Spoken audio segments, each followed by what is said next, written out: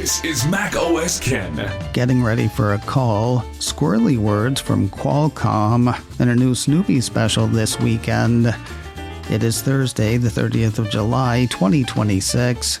I'm Ken Ray, and this is news from Mac OS Ken, brought to you by yours truly and sponsored by CoverOn. Safeguard your identity and save up to 76% off with code MacOS at coveron.com/macOS.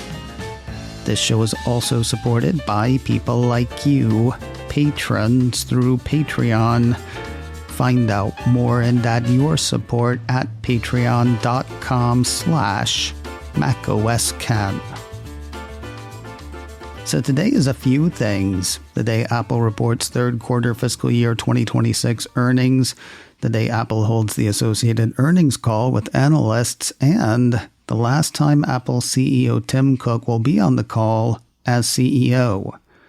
1st of September, he assumes an executive chairman position on Apple's board, with hardware honcho John Ternus taking over the CEO spot. It's not introduction of the iPhone big, but kind of a big day. I find myself wondering whether Ternus will be on the call today. I mean, analysts ask questions about the current quarter, which execs sort of try to skirt. Is there any point in asking exiting CEO Cook questions about the quarter he won't finish as CEO? Will analysts be interested in what Apple CFO Kevin Parekh has to say about the mood on the ground in China or India? I know I brought this up before, but I wonder whether Ternus will make the quarterly call part of his usual duties.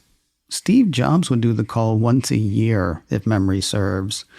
He'd do the Q4 end of fiscal year call, leaving the rest to then Apple CFO Peter Oppenheimer, and then Apple COO Tim Cook. I'm embarrassed to say I actually had to look up who Apple's current chief operating officer is. Might not be the worst idea to give Sabi Khan a little more time in the spotlight. Or not. Anyway, treating the call as kind of a normal thing, let's look at expectations. Yahoo Finance has the street expecting revenue of $108.8 billion, up significantly from the $94 billion in revenue reported for the same quarter a year ago. Earnings per share are expected to come in at $1.89, a sizable jump from last year's EPS of $1.57. Revenue for iPhone is projected to land around $53.5 billion, a 20% increase from the $44.5 billion seen in Q3 of 25. And revenue for services is expected to come in at $31.3 billion, up 14% from last year's third quarter services revenue of $27.4 billion. Think China might be a topic? It usually is, and there's news out of the Middle Kingdom that could come up. Apple Insider ran a piece Wednesday that had sales of iPhone in China going up again. That's despite a continued downturn for the country's smartphone market. The piece has the latest numbers from the China Academy of Information and Communications Technology by way of a Reuters report. According to those, shipments of non-Chinese smartphones, including the iPhone, rose 66% from May to June. Apple Insider has the Academy saying that 3.28 million foreign-branded smartphones shipped in June in the Middle Kingdom. While that number is relatively small compared to the 19.15 million China-made smartphones shipped, foreign phones grew, while smartphones from Chinese brands were down 15.3% versus June of 2025. According to the piece, while it's not possible to compare one monthly rise against one yearly decline, it appears that iPhones and other foreign smartphones are doing increasingly well. And at the same time, local ones are declining to at least some extent. Yeah, the thing that's worth noting, which Apple Insider doesn't for some reason, for years, analysts and industry watchers have read the foreign phone column in the CAICT numbers as iPhone. While Apple isn't the only foreign smartphone maker to sell into China, It sold the most for years. If today's were a normal call, one might expect it to be dominated by questions around the rising costs of memory and storage. That will be discussed, no question, but today's call stands to be weird for all the reasons I mentioned earlier, and who knows, maybe more. I guess we could just listen and find out what happens. I know you know, but I'll tell you just to tell you, Apple will release numbers through its investor site after close of trading today, 4:30 p.m. Eastern, 1:30 Pacific. Then at 2 p.m. Eastern, 5 p.m. Pacific, Wall Streeters will hop on the horn with the Cupertino crew. You can hear the call as it happens on Apple's site. You can catch it as a podcast later in the day, and I will do what I can to recap right here tomorrow. This month has been a big month for Apple services. The splashiest news would have to be the introduction this week of Apple Upgrade.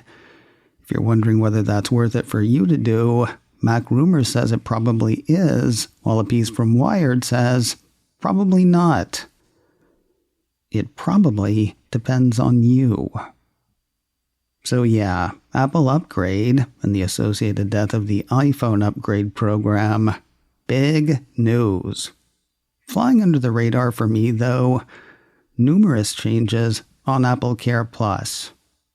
I mean, I think I talked about almost all of them, but I missed the trend because it wasn't so much new offerings as existing offerings in new places. Big thanks to MacRumors for spotting and cataloging. According to the site, the price for AppleCare Plus went up here in the States for Macs and iPads. Those rose by 50 cents per month or $5 per year, depending how you pay. Monthly and annual AppleCare Plus subscription plans expanded to a wider range of Apple products in Canada and Japan for the first time this month, according to the site. AppleCare Plus customers now get theft and loss plans for iPad and Apple Watch in Australia, France, Germany, Japan, and the UK. And AppleCare One is set to expand. The multi-coverage option will hit Australia, France, Germany, and the UK. While that was announced this month, the service won't go live in those countries until next week, Tuesday, the 4th of August. So the head of Qualcomm said something yesterday that I had a bit of trouble getting my head around. MacRumors had Qualcomm CEO Cristiano Amon sitting down with Reuters, telling the site that it expects its revenue from Apple to fall faster than previously anticipated. According to the report on the report, Amon chalked up the loss to supply constraints, which will reduce the share of Qualcomm components used in the next iPhone launch well below its earlier 20% estimate. Qualcomm expects the drop in Apple revenue to start in the fourth quarter. Remember the other day when I said every raised price gives everyone else cover to raise prices? I wonder if the same goes for the term supply constraints. Like we're so used to hearing that supply constraints are the reason for so many issues that you can just say supply constraints and expect people to say, well, yeah, supply constraints. Is Qualcomm CEO saying that they can't make enough chips to sell to Apple?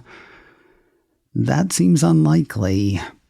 I told you recently that the two companies had a deal for Qualcomm to supply Apple with cellular modems through the end of 2026. Turns out that deal actually runs through March of 2027, according to MacRumors. So they have a deal that should give Apple all the chips it needs. Or wants. And maybe it wants less. Apple has its own cellular modem chips, has had for a while now. In fact, the Cupertino company has put its own cellular modem chips in the relatively low-selling iPhone 16e, the relatively low-selling iPhone 17e, and the relatively low-selling iPhone Air. MacRumors, as rumors suggest, Apple could transition to using more of its own chips, starting with the iPhone 18 lineup. Even in this hand-wavy world of supply constraints as unquestionable bad guy, that seems like a more plausible reason for Qualcomm's Apple revenue drawdown. More news in a moment, but first a word from today's sponsor, Coveron, a single service to protect your identity and finances. We've talked this week about some of the insurance coverage that comes with Coveron. What does that cover? Up to $10,000 if you lose money to scams or online fraud, up to $50,000 if you're targeted with cyber extortion or threats, and up to $1 million for identity theft recovery costs. We've also talked about the recovery help that comes with Coveron. That includes working with real people who guide you step by step, who offer help restoring your identity and accounts, and who support you through the entire recovery process. Yes, Coveron works to keep bad things from happening, but if something bad does happen, you're not stuck paying for somebody else's crime, and you're not stuck doing it by yourself. Find out more and use code MacOS for up to 76% off at coveron.com/MacOS. Don't wait for something bad to happen. One scam can cost you everything. Use code MacOS for up to 76% off at coveron.com/MacOS. COVERON. Coveron, a single service to protect your identity and finances. Use code MacOS for up to 76% off at coveron.com/MacOS. Word of a new device in Apple's Refurbished stores. MacRumors says the company's Studio Display XDR has landed among the gently used in Australia, Canada, Japan, New Zealand, and the US, among other countries. Introduced in March of this year, the display is seeing the standard 15% discount in the Refurbished store. That brings the VESA mount adapter version with standard glass down to $2,459 from the original price of $2,899. The standard glass refurb with the tilt and height adjustable stand will run buyers $2,799, down from the truly new price of $3,299. News of a class action lawsuit lodged against Apple, this one tied to a fake Bitcoin wallet that landed in the App Store. MacRumors says the suit's being brought by 3 customers who say they lost a total of $1.8 million after falling victim to the fakety-fake fake. Noting that Apple markets the App Store as a safe and trusted place to discover and download apps, the plaintiffs say the company violated California law by failing to adequately review and monitor apps distributed through the App Store. Trusting Apple's safe and trusted assurances, the complaint indicated that the plaintiffs trusted that a Sparrow wallet app they downloaded from the App Store on iOS was legitimate, when in reality it was a fraudulent spoof designed to steal Bitcoin from users. According to the complaint itself, users found their accounts had been wiped out and their cryptocurrency assets transferred to the scammers' private wallets. The fraud succeeded precisely because Apple exploited the consumer trust it had deliberately cultivated through more than a decade of marketing the App Store as a uniquely safe and trusted environment. Perhaps somewhat troublingly, though not overly surprisingly, Apple's position seems to be, "Don't look at us." Offering comment to MacRumors, Apple pointed out that it had removed the fraudulent app at the center of the case and cut the developer account associated. Additionally, according to the report, Apple said developers who suspect that content available on an Apple service infringes on their intellectual property rights can submit a dispute form to Apple's legal department, and customers can report App Store scams or frauds as well. Safe and trusted, and caveat emptor. And finally today, with tomorrow's show dedicated entirely to Apple Q3 numbers and call, I'll tell you now about the one new thing hitting Apple TV this weekend. This one for kids. 9 to 5 Mac says Snoopy Presents There's No Place Like Home Snoopy will hit the Cupertino streamer this weekend. According to the description, Snoopy is devastated when his beloved doghouse is accidentally sold at a yard sale. In an effort to cheer up his pal, Charlie Brown leads Snoopy on an adventure to find his old doghouse, and along the way, they learn what makes a house truly a home. Not a series nor a movie. This one reads like an old-fashioned special with a runtime of about half an hour. Snoopy Presents There's No Place Like Home Snoopy will probably hit Apple TV tonight. Its official release date is Friday, the 31st of July. macOS Ken, brought to you by me and sponsored by Coveron. Safeguard your identity and save up to 76% off with code MacOS at coveron.com/macOS. This show is also supported by people like you, patrons through Patreon. Find out more and add your support at patreon.com/macOSken. Advertising handled by Backbeat Media, online at backbeatmedia.com. You can find me on Mastodon, macOSken at mastodon.social. You can also send me an email, info@macosken.com. Until next time, that is news from macOS Ken. I'm Ken Ray.